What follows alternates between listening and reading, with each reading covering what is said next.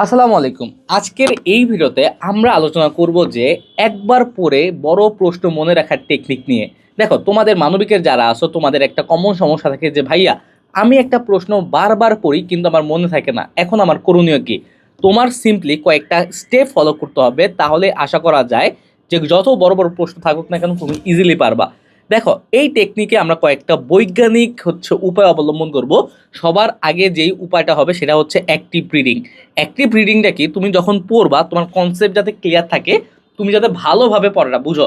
এখন যদি না বুঝে পড়ো তুমি ভাইয়া যেই পরিমাণে জ্ঞানী হও না কেন, তোমার আইকিউ লেভেল যত বেশি হোক না কেন, তোমার মাথা থাকবে না। সবার আগে দরকার তোমার কনসেপ্ট ক্লিয়ার থাকা। এবং কনসেপ্ট কিভাবে ক্লিয়ার করবা, তোমরা যারা সেকেন্ড ইয়ারে আসো তোমাদের ফার্স্ট ইয়ারের পড়া কনসেপ্ট ক্লিয়ার করা লাগবে।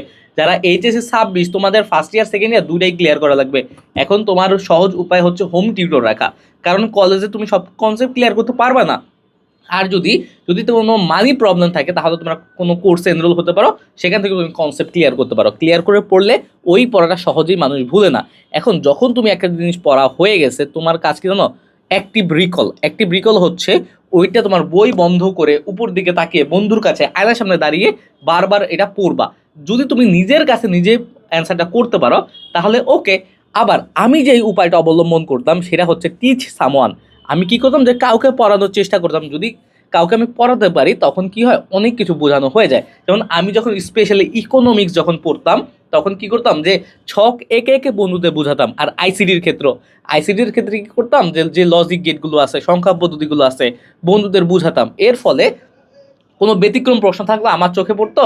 আবার যখন বন্ধুরা আমার কাছে প্রশ্ন করতো তখন বিষয়গুলো আমার কাছে আরো বেশি ক্লিয়ার হয়ে যেত। এই উপায়টা খুবই কাজে দেয়। তুমি যেই কোনো জিনিস তোমার বন্ধুকে বোঝাও, ছোট ভাই বোনকে বোঝাও, ওকে দেখবো অনেকটাই ক্লিয়ার হয়ে গেছে। আরেকটা হচ্ছে তোমরা ভিজুয়ালাইজ করে পড়বা। ভিজুয়ালাইজ বলতে এই জিনিসটা সবচেয়ে বেশি কাজে দেয় কখন জানো?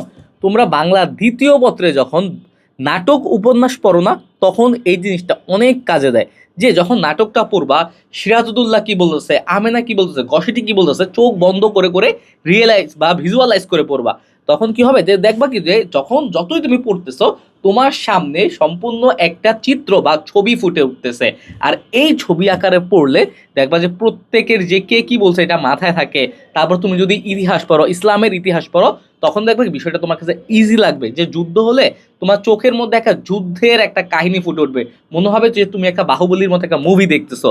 এইভাবে ইতিহাসটা তুমি মাথায় রাখবা, প্রত্যেকটা জিনিস যখন চিন্তা করে করে পড়বা। আরেকটা ভিজুয়ালাইজ করে আমি পড়তাম, সেটা হচ্ছে বইয়ের পৃষ্ঠা। যেমন আমি ড্রিমসের দুটা কবিতা আছে, কোনটা হচ্ছে ল্যাংস্টন হিউক্সের লেখা আর কোনটা অন্যজনের লেখা এটা আমি বুঝতাম না, যেহেতু একই লাইন, কিন্তু আমি মনে রাখতাম যে এই পাশের যেটা এটা একটা লেখকের লেখা, আর এই পাশের পৃষ্ঠায় যেটা ওটা আরেকটা লেখকের লেখা। এইভাবে আমি মনে রাখতাম যে ল্যাংস্টন হিউক্সেরটা এই পাশে, ডিএইচ লরেন্সেরটা এই পাশে। এইভাবে ভিজুয়ালাইজ করে পড়বা।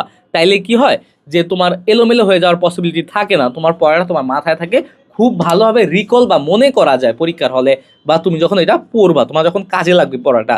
এইভাবে পড়লে আশা করা যায় যে বড় প্রশ্ন তোমার আর 10 বার পড়া লাগবে না, একবার পড়লেই হয়ে যাবে। তুমি একটু পার্সোনাল লাইফে এটা একটু ইমপ্লিমেন্ট করে দেখো, ইনশাল্লাহ কাজে দেবে।